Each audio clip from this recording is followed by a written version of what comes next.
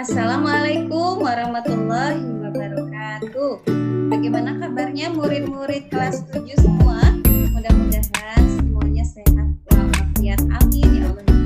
Amin. Bertemu kembali dengan Ibu Lela pada pertemuan kedua di bab ketiga, yaitu tentang materi pengesahan Undang-Undang Dasar tahun 1945. Seperti biasa, sebelum kita memulai kegiatan pembelajarannya, mari kita membaca basmalah bersama. Bismillahirrahmanirrahim. Sebelum masuk ke materi, seperti biasa, Ibu Lela akan menyampaikan muatan imtak pada materi hari ini. Muatan imtak yang berhubungan dengan materi pengesahan atau penetapan Undang-Undang Dasar 1945 ada pada surat Al-Baqarah ayat 216, yang artinya, boleh jadi kamu membenci sesuatu padahal ia amat baik bagimu, dan boleh jadi pula kamu menyukai sesuatu padahal ia amat buruk bagimu. Allah mengetahui sedang kamu tidak mengetahui. Hubungannya dengan materi kali ini adalah ketika Konstitusi Undang-Undang Dasar 1945 sudah ditetapkan oleh panitia PPKI, mudah-mudahan ini menjadi yang terbaik untuk kita semua bangsa Indonesia. Adapun tujuan yang harus kalian peroleh pada materi kedua kali ini adalah yang pertama, peserta didik dapat menjelaskan sejarah penetapan Undang-Undang Dasar 1945. Yang kedua, peserta didik diharapkan hafal Undang-Undang Dasar 1945. Berikut penjelasan tentang materi pengesahan Undang-Undang Dasar 1945.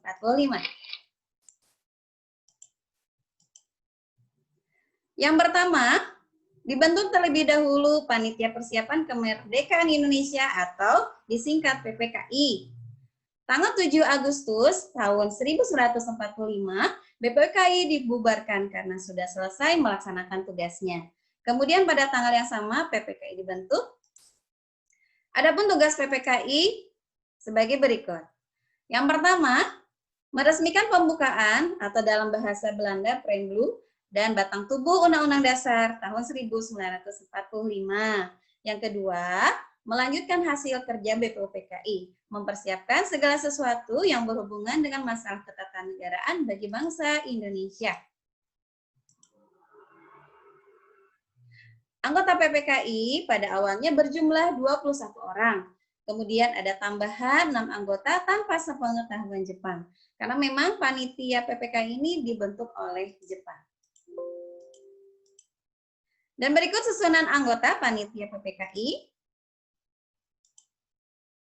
Yang pertama ada Insinyur Soekarno sebagai ketua. Kemudian ada Dr. Andes Muhammad Hatta, Profesor Mr. Dr. Supomo, Rajiman Widyodiningrat, ada Suroso, ada Sutarjo, Kiai Abdul Wahim Hashim, ada Ki Bagus Hadi Kusumo, Oto Iskandar Dinata, ada Abdul Qadir, Pangeran Surjami Jorjo, Pangeran Purbojo, Dr. Muhammad Amir, Mr. Abdul Abbas, Mr. Muhammad Hasan, ada Ratu Langi, ada Andi Pangerang, ada Hamidan, ada I Gusti Ketut Puja,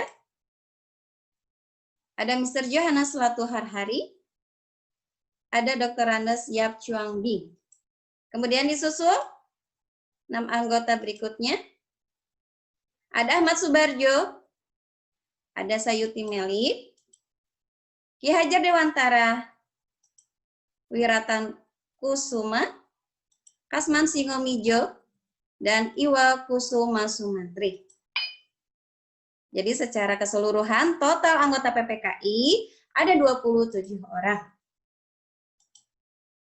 PPKI dalam pelaksanaan sidang pertamanya bertepatan pada tanggal 18 Agustus 1945 menghasilkan 3 keputusan. Hasil sidang pertama menghasilkan 3 keputusan. Yang pertama, menetapkan dan mengesahkan Undang-Undang Dasar 1945.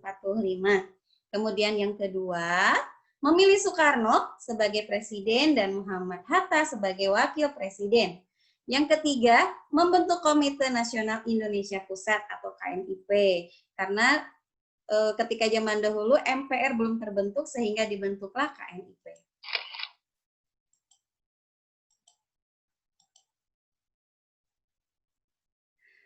Oke. Pada Undang-Undang Dasar 1145 berbeda dari rancangan awal yang dirumuskan oleh panitia BPUPKI. Terdapat beberapa perubahan di antaranya ketika sudah disahkan oleh PPKI. Coba kita lihat perubahannya seperti apa. Perubahan Undang-Undang Dasar tahun 1145. Yang pertama, kata awal dalam perubahan di dalam Undang-Undang Dasar 1145 disebut sebagai hukum dasar, akan tetapi setelah ditetapkan oleh PPKI menjadi Undang-Undang Dasar 1945. Kemudian perubahan yang kedua, kata mukadimah diganti menjadi pembukaan.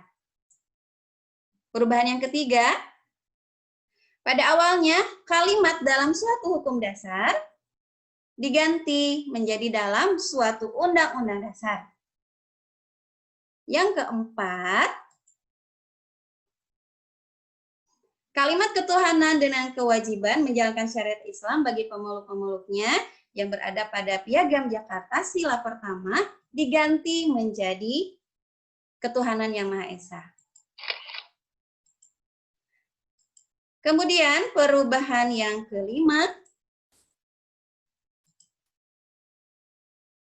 kalimat menurut kemanusiaan yang adil dan beradab diganti menjadi kemanusiaan yang adil dan beradab.